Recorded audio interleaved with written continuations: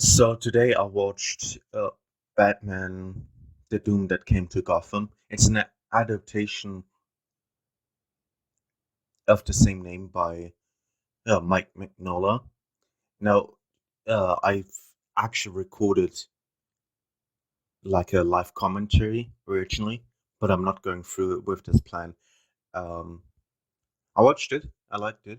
The animation is very different to the the other films of this Man of Tomorrow verse, as DC calls it, and I think that's pretty good because the animation style of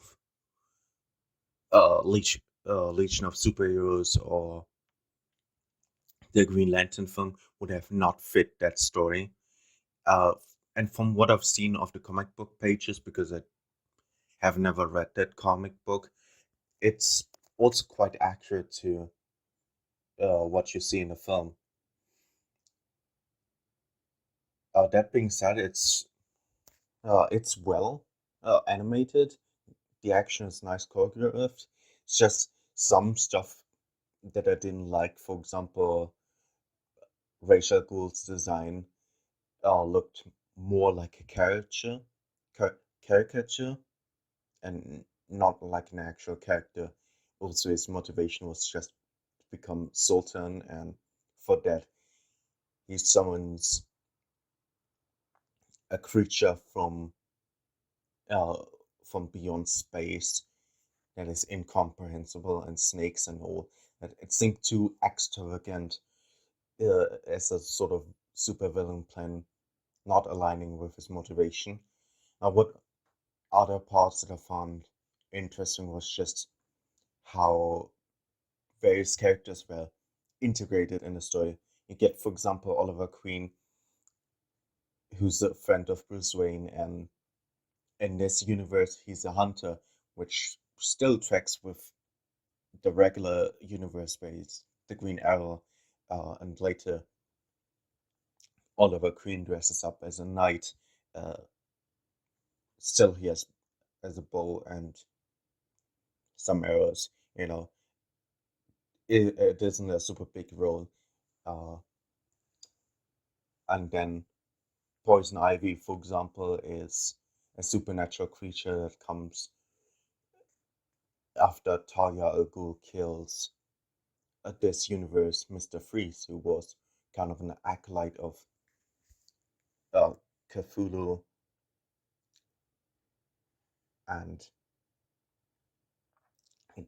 that's just interesting. Or how Killer Croc is just a reptilian monster, very inhuman in design, uh, and you've get lots of tidbits of an interesting world, and uh, also a change to the mythology of Batman. For example, Oliver Queen's dad, the dad of Kirk Langstrom, uh, Bruce Bruce Wayne's dad, the Penguin, and the others were immortals that built Gotham City 500 years ago. And one of the major themes of this film is like the sins of your father are the sins of the son, and that they have to do retribution for that fact. It's all very interesting. Um, Sadly, the film can't help itself by showing Bruce Wayne's parents' death again. We have seen the Waynes die so many times on screen. Like some stuff doesn't go out of style. For example, seeing Uncle Ben die, but in recent years it has been too often that you see uh, the Thomas and Martha Wayne get killed. Uh, they also speed run through Harvey Dent, Two Face origin. Well, it's different in this movie. He gets uh, skin cancer or whatever from Poison Ivy. Um, but it's just when you introduce Harvey Dent as a normal character, there's never a movie that just focuses on establishing the relationship between Batman and Harvey Dent, or Bruce Wayne and Harvey Dent. You know, it's always just, oh, here's Harvey Dent, and then the same movie without establishing the relationship. It gets to the point of him becoming Two-Face, and before it's maybe like, oh, he's Bruce's best friend. And it's just word to mouth. Similar to how in the Batman Hush comic book, Thomas Elliot is introduced as a childhood friend, and then you also get to know, yeah, that there's a new supervillain called Hush, and it's immediately clear that Thomas Elliot is supposed to be a Hush. There's nothing wrong with that. Hush is a great character. It's just there's the missing build-up of that relationship. If you introduce a new villain and a new character in the same story, you can practically guess it's the same character. Um, other interesting things about the film is that by the end of it, Batman just turns into a bad creature, and that's the status quo. Um, and I also didn't really like how they killed off Dick Grayson and another kid who was Batman's accomplice earlier into the movie, and leave the third one. Her name is Kylie Kane, I think. It's not so important because I don't get her placement in the story because she doesn't really add that much. Um, but it's not like her appearance is distracting from the main point of the story. Overall, I like the story. I like the animation.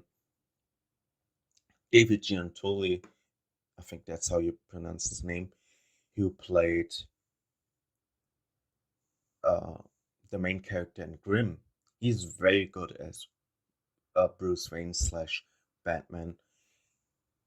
Although uh, it makes me think that it's kind of sad that we will no longer get any voice appearances by Kevin Conroy. Um, and it's not to say that Kevin Conroy was perfect for every iteration of Batman. It's just getting accustomed to new voice actors playing Batman.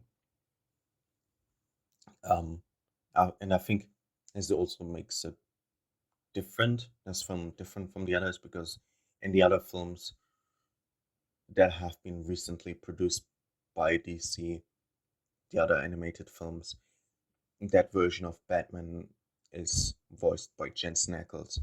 Um, Overall, good vocal performances, good animation, a nice story. Sometimes it doesn't even drag, you know. It simply just doesn't get too deep into some aspects of its world, and would have been cool to have there a tidbit or that. But I, but really, there's nothing that I want to take away or add really to the film. Um, if you don't like tentacles or somewhat disturbing or disgusting images, it's probably not a uh, perfect story for you. If you're uncomfortable with H.P. Lovecraft's sort of cosmic horror, it's not the film for you. That's all I can say for the audience. I'm the kind of person that likes that stuff. Um, and yeah, we'll see us in the next video. Don't forget to subscribe. Okay, fuckity bye.